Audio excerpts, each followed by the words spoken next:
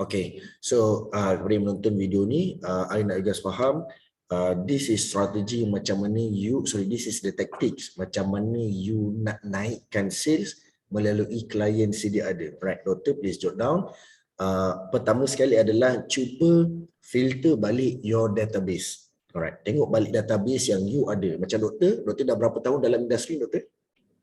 10 years lah. 10 years, okay. 10 years punya klien ni, database selama 10 tahun ni, cuba filter balik apa yang you nak kena filter. Pertama, siapa klien yang berumur 45 tahun ke 60 tahun. Alright, 45 tahun ke 60 tahun. Cuba filter balik klien ni. Alright, dan you asingkan klien ni. Sebab kenapa? Klien ni adalah klien yang ada possibility atau nama lain dia opportunity untuk you dapat lagi banyak seat. Pertama adalah filter database. Alright. Nombor dua adalah untuk you greet semula klien ini. Alright. Greet ni macam mana? You kena greet contoh melalui hadiah, that will be great. Sebab 45 tahun ke 60 tahun, psikologi mereka akan mudah tersentuh kalau mereka menerima something. Something ni macam mana? Pertama adalah menerima message. Hari raya, tanya khabar, atau nombor dua phone call. Tanya apa khabar, macam mana keadaan, sihat ke, atau nombor tiga melalui meet up. You pergi jumpa mereka. Tapi apa percaya ada yang jauh. Alright, dan susah untuk you jumpa. Bergantung kepada keadaan. Kalau jauh you boleh phone call. Tapi kalau tak angkat phone call, you boleh WhatsApp. Alright, you boleh lebih for message. Tapi yang terbaik adalah you jumpa dan bawa hadiah. Tak ada apa pun. Contohlah you bawa hadiah, belilah satu bajet yang bawah RM50. So nampakkan hadiah tu eksklusif. Oh, nah, this is just a gift for you. Lama tak jumpa you. Tak ada apa pun nak bagi. Ini just macam buah tangan lah saya cakap. Alright, so you bagi sebagai tanda nak bina relationship balik atau nak sustain relationship. Alright, so nombor tiga adalah nombor tiga adalah you tahu you jumpa tu adalah atas tujuan bina relationship atau sustain relationship. Dia bukan tujuan menjual. Alright, sebab bila you dah lama, contohlah ambil contoh, dah 6 tahun tak jumpa. Tiba-tiba datang, you terus menjual. Orang tu akan terus lari jauh. Terus block nombor you.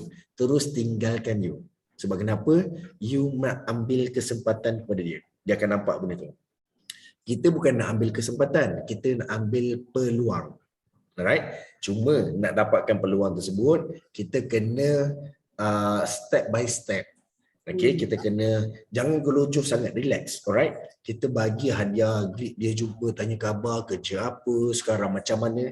And yes, nombor tiga ni adalah intention. You kena tahu tujuan adalah bina relationship. Macam mana nak bina relationship adalah dengan mengambil maklumat. Nombor empat adalah seek for information. Contohnya, you pergi jumpa, pergilah San Francisco ke, pergi Starbucks ke, pergi McD ke, I don't know, pergi jumpa dia. Hajar apa khabar sekarang? Sekarang kerja lagi ke? Saja tanya anak sekarang umur berapa paling tua. Sebenarnya you tengah collecting data. Oh, dia masih bekerja. Bila nak pencen? Sekarang bekerja sebagai apa? Position you apa saja? You tengah seek information. You tengah seek information. Anak sulung dah kahwin ke? Oh, belajar kat luar negara kat mana? Oh, lepas tu yang ni dah kahwin, dah ada cucu ke? Umur berapa cucu? You seek information. Alright? Balik tu, baru you study based on this information. Nombor 5. Alright? Point kelima. Point kelima adalah find out the best offer. Find out the best product. Alright? Kena tahu dulu produk apa yang you boleh suit kepada information yang you dah dapat tu. Okay. Oh, dia ada cucu yang 8 bulan dan 2 tahun, ada 3 orang. And then dia ada macam ni. Oh, this is product yang I boleh offer. You dah tahu dah, you dah susun dah. Alright. Cara yang terbaik nak susun adalah tulis dekat whiteboard atau dekat kertas size A3. This is the information. Tulis, narrow down. Ini produk yang I boleh offer. Oh, dia ni masih bekerja, position manager, I boleh offer at least unit trust atau PRS sebab dia nak pencen dah. The elders, children, mungkin you boleh offer untuk investment untuk education. I don't know kalau ada. So kat situ you boleh structure the best product. Tetapi ingat nombor 6. Okay, nombor 6 adalah you kena mark bila you dah breakdown dekat dalam whiteboard tu, mark kat mana priority. Jangan terus jual semua. Sebab you dah nampak peluang. Bila orang nampak peluang, dia akan gelojoh. Macam you pergi open house. Banyaknya makanan. Ambil, lalu tak makan. Sama lah macam pergi buka puasa kat buffet. Pergi hotel, nak itu. Lama-lama perut kecil. Alright? Dah membazir. So, benda yang samalah pada sales. Jangan offer everything. Yang akan rugi adalah you sebab klien akan overwhelm. Banyak ni bagus semua, tapi tak apalah I ambil yang ni. Bukan sebab dia tak mampu, tetapi sebab dia nampak kat sini keutamaan. Semua benda penting, tetapi mana satu yang perlu diutamakan. Alright? So kat sini offer satu persatu. Right? Make sure close satu deal, ajak lagi lepak. Close satu deal, ajak datang rumah raya. Close satu deal, pergi pula raya rumah dia. Close satu deal, ajak dia pergi family day. I don't know. Alright, relax. Step by step by step. Alright. Tapi nombor 7. Okay. Nombor 6 adalah priority. Set kat mana priority. Alright. Marking lah. I nak offer nombor 1 kat sini. Nombor 2 kat sini. Nombor 3, nombor 4, nombor 5. Nombor 6 tu adalah you setting the product keutamaan dia. Nombor 7 adalah buat satu jadual. Alright, schedule. Jadual apa? Hari ni 11 hari bulan Mei. I nak jumpa pada hari Sabtu 14 hari bulan Mei. So daripada 14 hari bulan Mei sampailah 13 Mei 2023. Atau you nak sampai Disember lah, 31 Disember 2022. Dalam jadual ni baru you slot in. Nombor 1 sampailah nombor 8 produk yang you nak offer, slot in dalam jadual. Bila you nak orang tu bayar you untuk those produk, supaya you ada jadual. Kenapa wajib ada jadual? Supaya you dapat rancang you punya income untuk bulan tu, untuk bulan depan, untuk kuartal depan. Alright? So that you tahu, sebenarnya I tak perlu target 80 customer. I kena target 3 customer. 3 customer ni I follow step 1 sampai step 7 supaya I boleh dapat capai KPI. Ini nama dia work smart. Alright? So far doktor dapat? Dapat. Alright. So yang schedule tu point ke berapa tadi doktor? Yang ke-7. So point ke-8 iaitu nama dia pitching. Apa ayat yang you nak pakai supaya dia beli produk you. Contohlah nombor 1 PRS.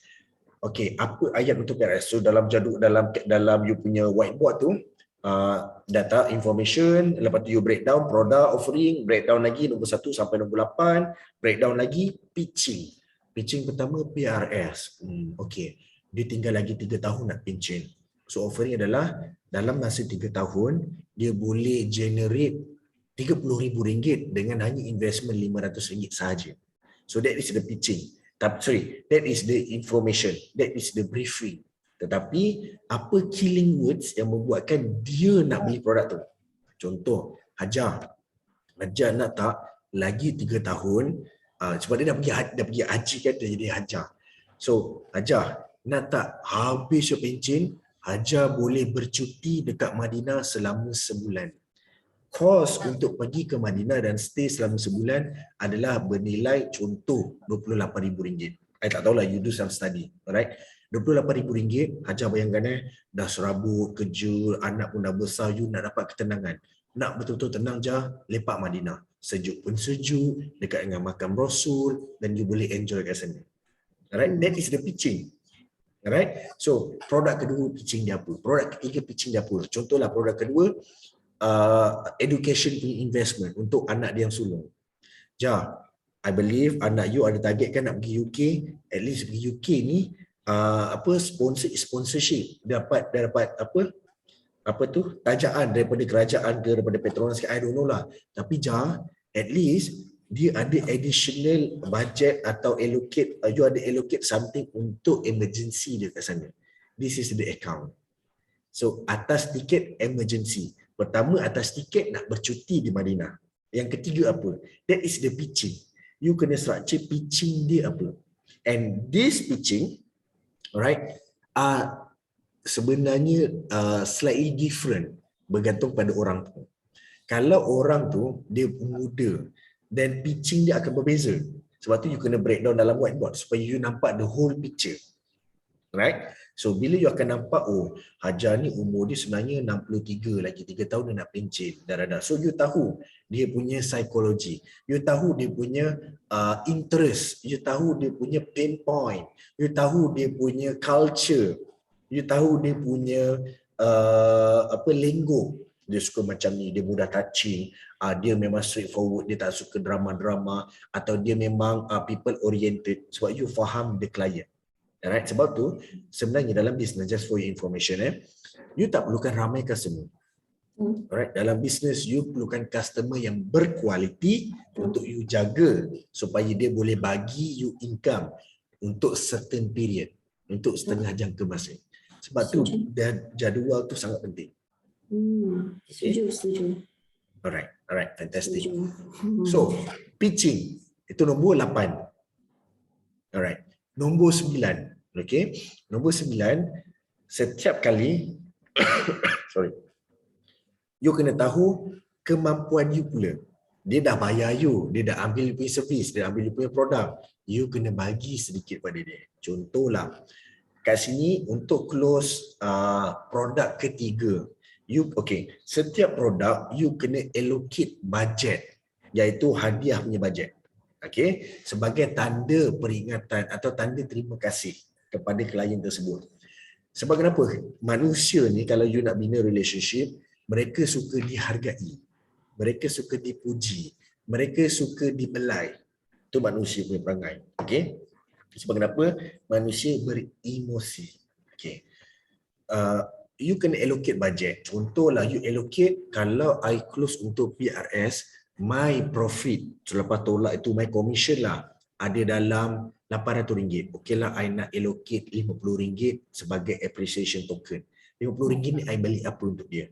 Oh, kalau di invest kat sini RM320,000, my commission adalah contohlah RM12,000. Okey lah, I bagi dia 2 tiket untuk cuti kat hotel 2 hari 1 malam. Tak gimana pun, dia duduk Ampang, you bagi dia cuti dekat Avicenna, Sepang. Alright, Avicenna pula, Avani. Avicenna tu hospital. Avani Hotel dekat Sepang. Contohlah, the ticket cost about RM350. Okey lah, you dapat RM12,000. Wih, sukanya lah dengan Dr. Mazidah ni, itu hari I ambil macam ni, dia bagi I tiket cuti pula. Sebab kenapa? Pertama, you nak appreciate dia. Nombor 2, apa yang dia cerita tu yang membuatkan orang lain nak pergi kepada you. Sebenarnya, those budget adalah strategi sales cycle. You nak hidupkan balik sales tu pada individu seterusnya. Inilah nama dia kuasa brand. Brand sangat berfungsi bila ada orang lain ceritakan pasal you tanpa you kat situ. That is the brand power. Alright? Okay. So far dapat? Dapat. Okay, fantastic. So, itu point ke berapa, Doktor? 9 9.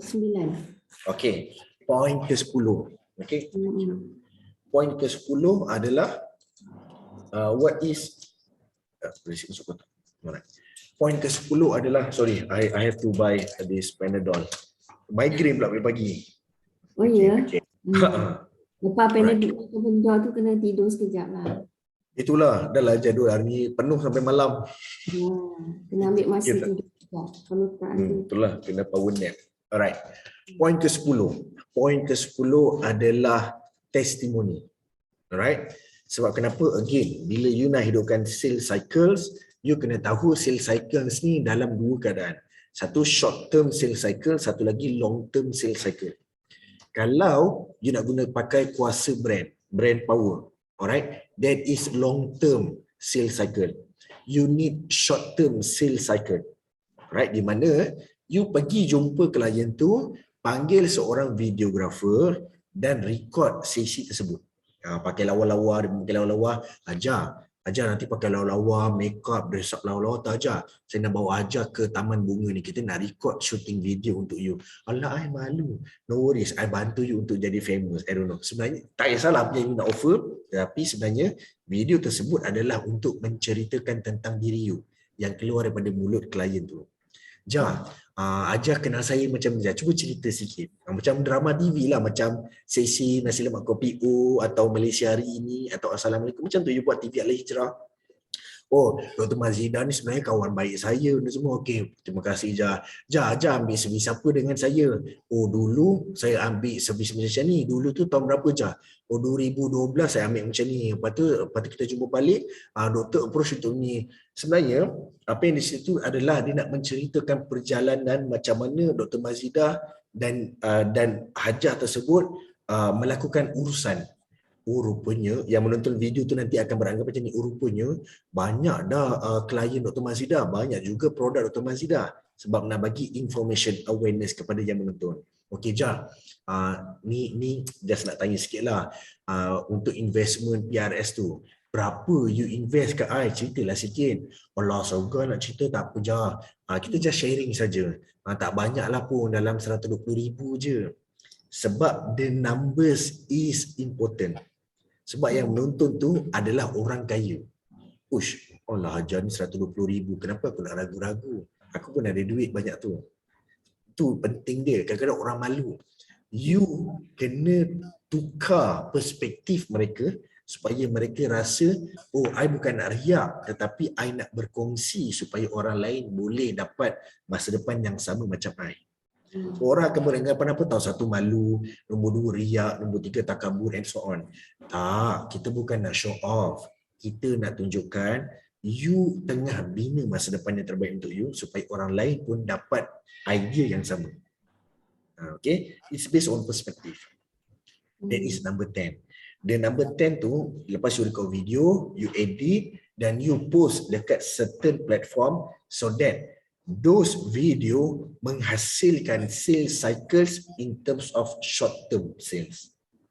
Alright? Dan video tersebutlah yang you akan boost untuk ads, FB ads, IG ads, LinkedIn ads, Google ads and many more. Alright? That is super important. Right? Those ads yang menjamin you punya short term sales. Boleh Doktor? Alright. So, kat sini 10 poin yang I share, 10 tactics untuk mewujudkan klien hasil daripada klien lama. Again, you tak perlukan klien yang ramai, tapi you perlukan klien yang really qualified untuk bagi you the best quality. Alright? Okay. So, Doktor, I open untuk soalan dahulu. Silakan. Okay. So, besok pagi saya ada satu taklimat lah untuk sekumpulan. Okay. Alright, Doktor, sorry. Sebelum tu, I will end this record dulu boleh? Boleh. Alright, thank you so much.